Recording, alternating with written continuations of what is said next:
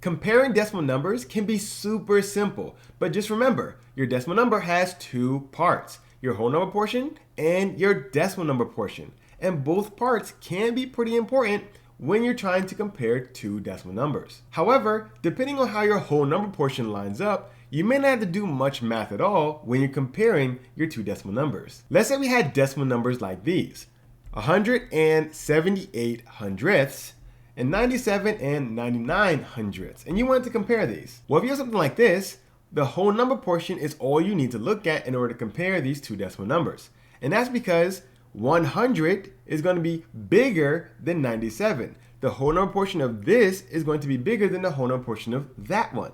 Since 100 is bigger than 97, it doesn't matter what's in your decimal portion. So we can say this entire number is greater than this entire number. And all we did was look at its whole number portion. Let's take a look at these two decimal numbers.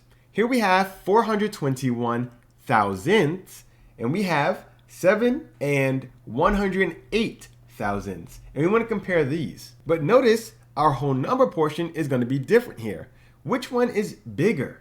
Our 7 is bigger. Since 7 is going to be bigger than 0, we don't even have to look at the decimal portion. We can say this entire decimal number is going to be greater than this entire decimal number. So notice, whenever your whole number portions are different, you should be able to tell which decimal number is going to be bigger by just focusing on that whole number portion. You don't even have to look at the decimal portion. But this is not always going to be the case.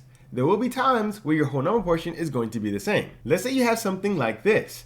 Here we have 25 and 52 hundredths, and we have 25. Notice this one doesn't have a decimal portion. Well, whenever your whole number portions are the same and one doesn't have a decimal portion, the one that does have a decimal portion is always bigger.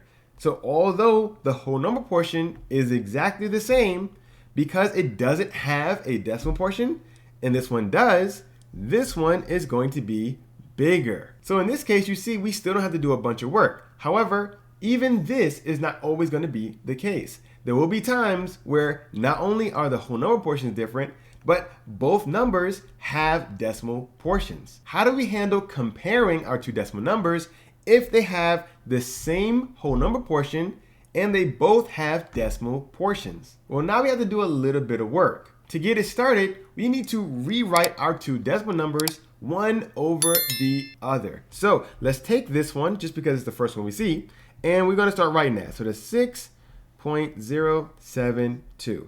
And then we're going to write directly under it, trying to match place value to place value. So your 6 here is going to go here, and then we're going to put the same points. As long as you line up the points, you should line up everything else. And we have a 0, 0, 9. So we've written our two decimal numbers one over the other.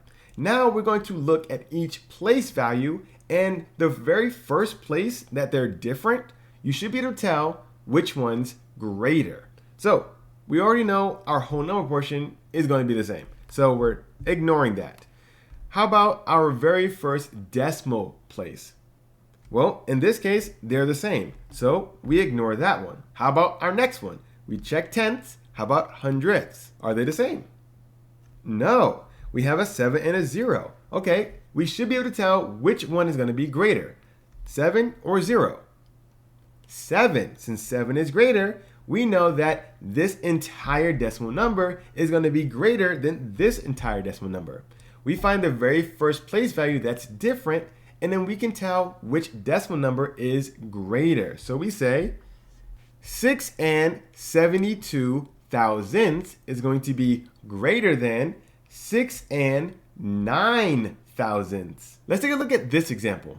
Here we have 1 hundredths, and we're comparing it to 122 10,000ths. Notice our whole number portion is the same, and they both have decimal portions. So let's start lining everything up. We'll write this first. We have 0.01, and we have 0.0122. We have a little bit more numbers in our second decimal number than we have in our first decimal number. In this case, we're just going to fill in with extra zeros the one that's lacking. So since this one is lacking, we just put some placeholder zeros there. That's perfectly fine. Just make sure that everything has a matching decimal place value. Don't put anything else but zeros there. It's important that you don't put anything else but zeros. If you have anything else here, you're changing the number. Only put zeros, but make sure you fill out everything you need to fill out. Now we compare again. That's going to be the same. That's going to be the same. That's going to be the same. Is this the same? No. So we should be able to tell which one's bigger, 0 or 2. 2 is going to be bigger. Since 2 is bigger, we can say this entire decimal number is going to be bigger than this entire decimal number. So we know that 122 10,000ths is going to be bigger than 100ths. So we can say this one is less than this one. Well, thank you for watching. I hope you learned something today. And if you did, be sure to leave a like and hit the subscribe button. See you again next week.